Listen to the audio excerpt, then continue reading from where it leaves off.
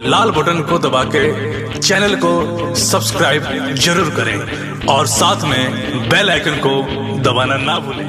12th का account है, partnership letter है। उसमें अभी टॉपिक आ गया है आहरण पर ब्याज की गणना। आहरण पर ब्याज की गणना करने के लिए या तो अगर टाइम दिया हुआ रहेगा, डेट कि फलाने डेट को आहरण किया गया, मान लीजिए कि कोई साल जनवरी से शुरू होता है, दिसंबर में समाप्त होता है, और कहा जाएगा कि फरवरी में आहरण किया, 1 फरवरी को 1 फरवरी को आहरण किया, तो उस आहरण पर कितने महीने के लिए ब्याज लगेगा? 11 महीने के लिए ब्याज लगेगा, क्योंकि जनवरी तो समाप्त हो गया ना, तो फरवरी से दिसंबर तक ना चलेगा। कोई आदमी कहेगा जुलाई में आहरण किया, जुलाई में आहरण किया तो जुलाई से लेकर के और दिसंबर तक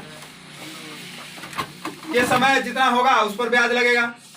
जुलाई से दिसंबर, जुलाई अगस्त सितंबर अक्टूबर नवंबर दिसंबर, 6 महीना, ठीक है, वो 6 महीना का ब्याज लगेगा।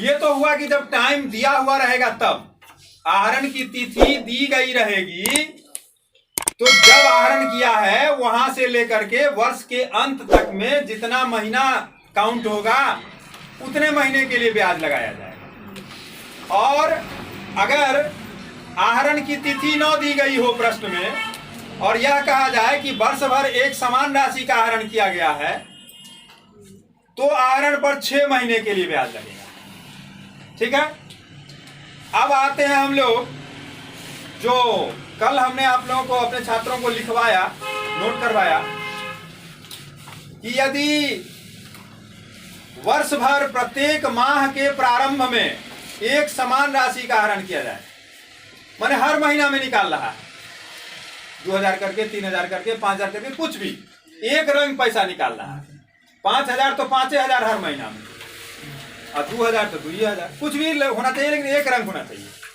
वर्ष भर माने सालों भर प्रत्येक माह के प्रारंभ में यदि एक समान राशि का आहरण किया जाएगा, तो कुल आहरण पर 6.5 महीना के लिए ब्याज लगेगा। कुल आहरण कहने का मतलब, अगर मान लीजिए 2000 रुपया प्रति महीना आहरण करता है कोई साझेदार, तो 2000 रुपया महीना में आहरण करता है, तो साल में हो जाएगा 12 दूना 24,000।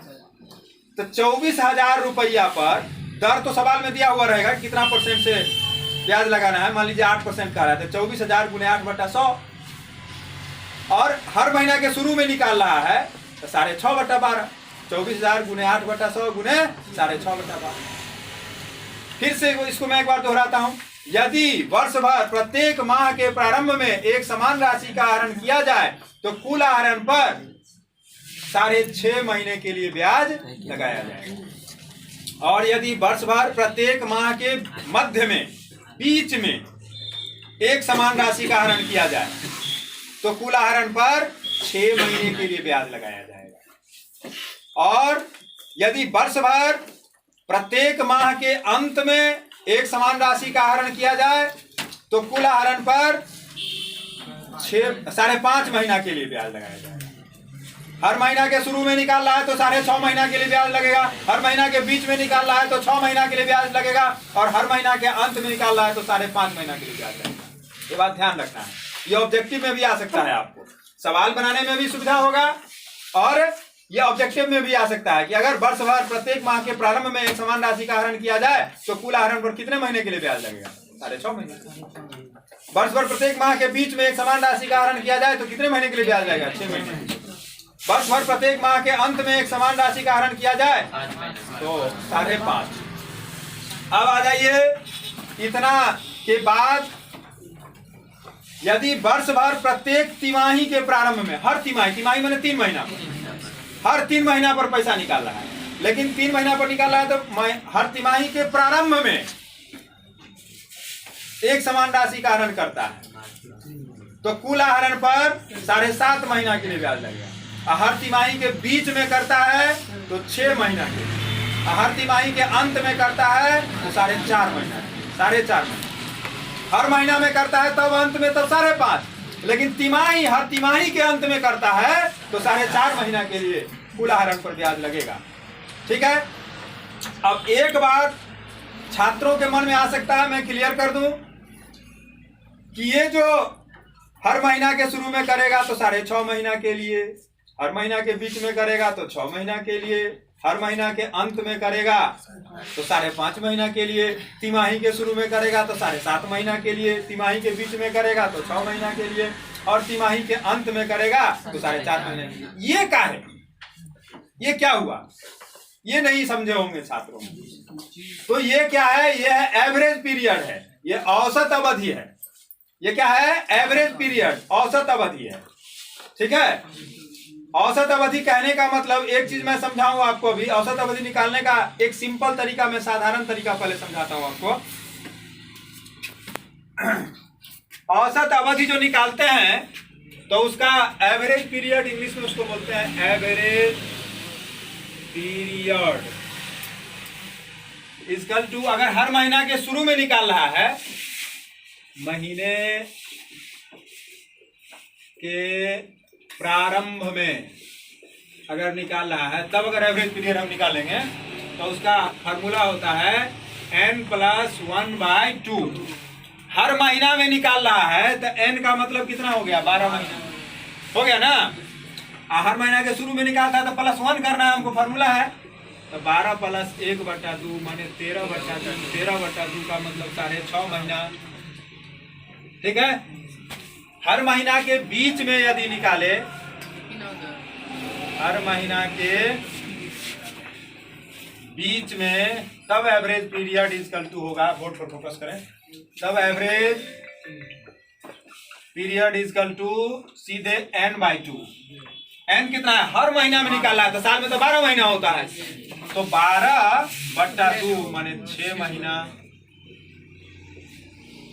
हर महीना के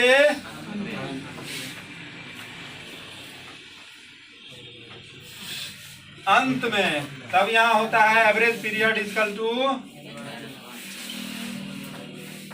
n-1/2। n है 12 - 1/2, 11/2 माने 5.5 महीना। ठीक, इतना में कोई दिक्कत? अब हमने तिमाही वाले का चर्चा किया है, उसका भी हम यहीं पर बता दें आपको। महीना को काट करके यहाँ हम अब इसको मिटा देते हैं। इसको मिटा करके मैं तिमाही वाला भी आपको समझाता हूँ।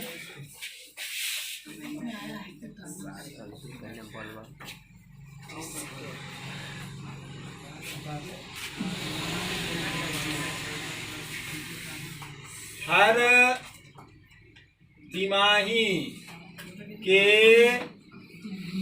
प्रारंभ में, तब फार्मूला अगर प्रारंभ में कहीं पर भी है तो फार्मूला n+1/2 ही होता है, n+1/2। n तो हर महीना निकाला जा रहा है ना, हर महीना ने माने तिमाही निकाल रहा है, तो साल में क्या गो? 12 महीना। तो 12 आप +1 में यहाँ यूनिट तो 3 का यूनिट है, तिमाही है ना, तो +3 हो जाएगा। तिमाही है इसीलिए +3 हो गया, और /2, 15/2 माने 7.5 महीना अभी लिखा है ना। उसके बाद हर तिमाही के मध्य में या बीच में कह सकते हैं, तो सीधे n/2 रहेगा। n तो 12 महीना कवर हो रहा है, तो 12/2 माने 6 महीना। हर तिमाही के अंत में n-1/2 जनरल फार्मूला है एवरेज पीरियड का। एवरेज पीरियड का जनरल फार्मूला है n-1/2। तो n तो 12 माइनस यहाँ 3 होगा /2, 12 में से 3 9/2 माने 4.5। अब कहाँ से आया ये सब तो समझ गए? इतने में कोई दिक्कत? इसको मैं एक और तरीका से बता रहा हूँ, ये समझ गए ना सब लोग? मिटा देते हैं, एक और तरीका बता रहा हूँ।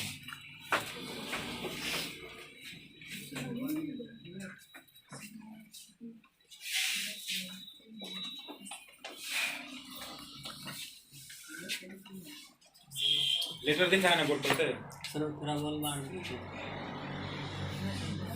सही नो सर, बंद कर दीजिए। ठीक है। हाँ, अब एवरेज पीरियड जो हमने 6.5 महीना बताया है, उसको क्लियर करने का एक और तरीका है। जैसे हर महीने के प्रारंभ में निकालता है या आहरण करता है, एक ही बात हुआ है ना। तो साल में कितना महीना होता है? 12 को महीना होता है। 1 2 3 4 5 6 हर महीना को इंडिकेट कर रहे हैं। 1 2 3 4 5 6 7 8 9 10 11 12, मान लीजिए कुल मिलाकर के कितना महीना है? 12 महीना। अगर मान लीजिए हर महीना के शुरुआत में 2000 निकालता है, तो हर महीना के शुरू में जो निकालेगा, तो अलग अलग अगर आप निकालते हैं आहरण पर ब्याज की गणना, अगर किसी आदमी को ये फॉर्मूला नहीं मालूम होगा तो सिंपल ब्याज निकालने तो साधारण ब्याज निकालने सबको आता है, हर महीना में निकालता है। तो ये जनवरी हुआ, ये फरवरी हुआ, मार्च, अप्रैल, मई, जून, जुलाई, अगस्त, सितंबर, अक्टूबर, नवंबर, दिसंबर। जनवरी में निकाला तो कितने महीने के लिए ब्याज लगेगा? 12 महीना के लिए। अब फरवरी में निकाला तो 11, अब मार्च में निकाला तो 10, और अप्रैल में निकाला तो 9 महीने के लिए ब्याज। आप लोग बोलिए 9 महीने के लिए ब्याज लगेगा। और मार्च में मार्च अप्रैल हो गया, मई में निकाला तो 8 7 6 5 4 3 2 1। ठीक है, इतने महीने के लिए ब्याज लगेगा। तो या तो इसको 12 बार निकाले हो, हर महीना आहरण किया है तो सिंपली आप निकालिएगा तो 12 बार आपको ब्याज निकालना पड़ेगा। आप कहिएगा 12 बार निकालेंगे तो थोड़ा लेंदी प्रोसेस हो गया, ज्यादा टाइम लग जाएगा। तो इसके लिए फॉर्मूला बताया गया कि 6.5 महीना।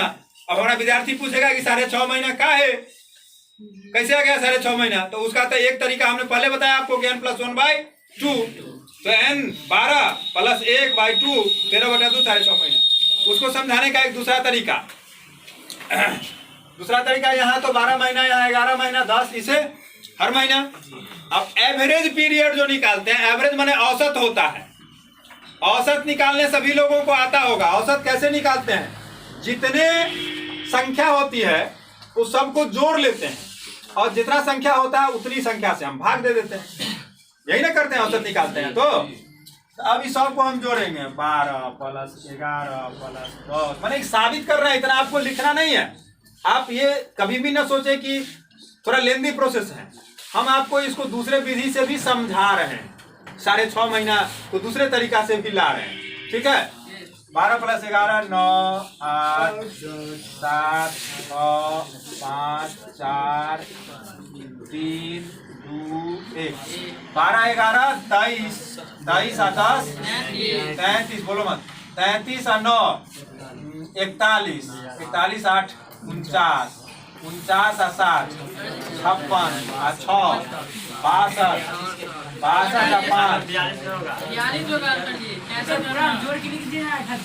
5 जोड़ के 78 होगा। सही बोला है, कुल जोड़ करके ये 78 आएगा। आई संख्या क्या वो है? 12 महीना का 1 2 3 4 5 6 7 8 9 10 11 12। अब एवरेज कैसे निकालते हैं? एवरेज निकालते हैं वो 78 अगर हुआ तो 78 × 12 12 6 72। अब इसमें कितना बच जाएगा? 6 दशमलव 60 12 60, ये भी 6.5। क्लियर? ये एक दूसरा तरीका हुआ। अब अगर कहेगा हर महीना के अंत में निकाल रहा है, हर महीना के अंत में निकालेगा तो ई महीना तक गोल हो जाएगा। यहाँ पर अगर जनवरी के शुरू में निकाल रहा था तो जनवरी भी जुड़ाया तो 12 महीना हो गया। लेकिन अगर जनवरी के अंत में निकालेगा तो यहीं से 11 महीना से शुरू होगा। ठीक है, तो वो जो है तो 1 और 12 उसमें से घट जाएगा। ठीक है,